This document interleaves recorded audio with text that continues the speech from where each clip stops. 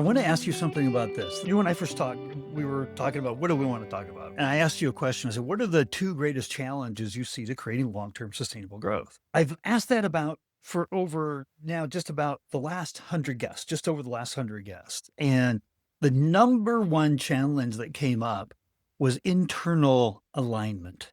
The number one challenge to creating long term sustainable growth. The second one was what you're talking about right now, lack of deep understanding of the voice of the customer. Third was trust, internal and external. What was interesting is throughout the entire top 10, they were all internally focused.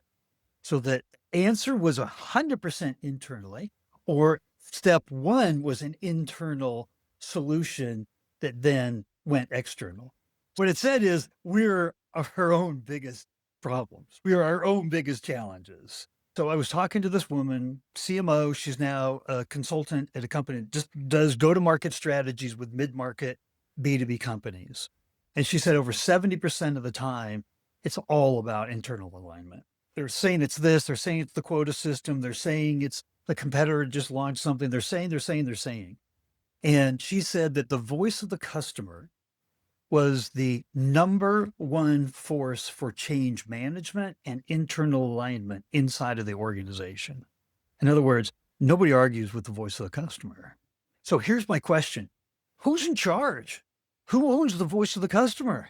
And that's a hard question, but I think it makes sense, right? If you think about startups, they always seem to do a really good job of representing their buyer.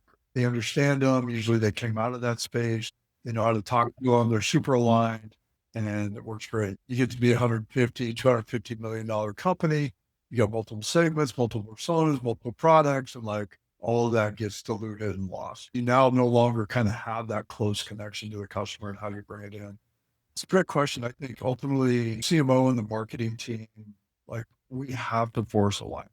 That's probably like our job one, right? I see way too many marketing teams are off doing their own thing, and that's the career limiting move at some point. I think we talked about this, right? It starts with the ICP and the TAM and who you're selling to and what problems you solve and product market fit and making sure there's alignment on that. And like still experiences every day where somebody's like, oh, I need a bunch of materials for manufacturing. And I'm like, that's not on the list. That means there's no decks, there's no case studies, there's no shows, there's no ad campaign. There's like, sorry, like, I don't know who told you. We'll just gin that up.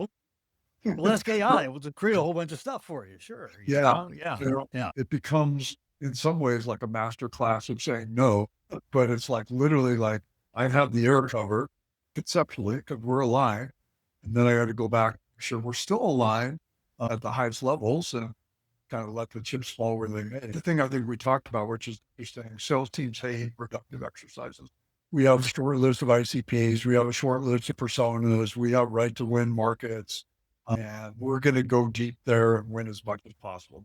Hate that.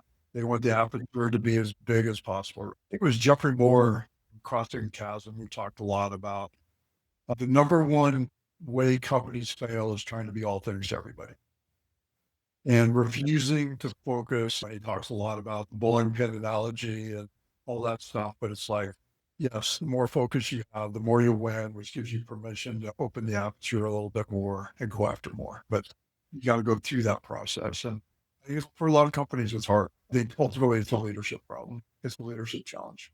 You know, it's interesting for years, the Gartners, the Forresters of the world have been saying CMOs, you got to play the role of the chief customer officer, right? You got to be the voice of the customer because nobody else is picking up that mantle, right? And then you head back to, and I always think back to all the CMOs I'm talking to that don't feel like they have a seat at the table, right? That feel like they're as good as their last lead. I'm like, well, your seat at the table is representing the customer.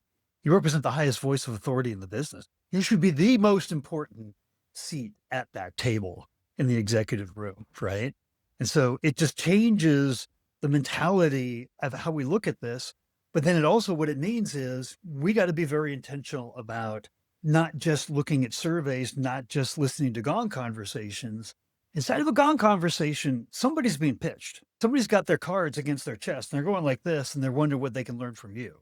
They're not there to open up. It's not that that can't happen. Things can happen in sales conversations, but you would never say, I'm going to run a voice of the customer program through a commercial sales operation. You'd laugh at yourself and say, well, worst idea, but we rely on it, right? We're like that sometimes is some of the biggest ways we get feedback on the voice of the customer. What you really brought light to here today is that we can't give lip service to this.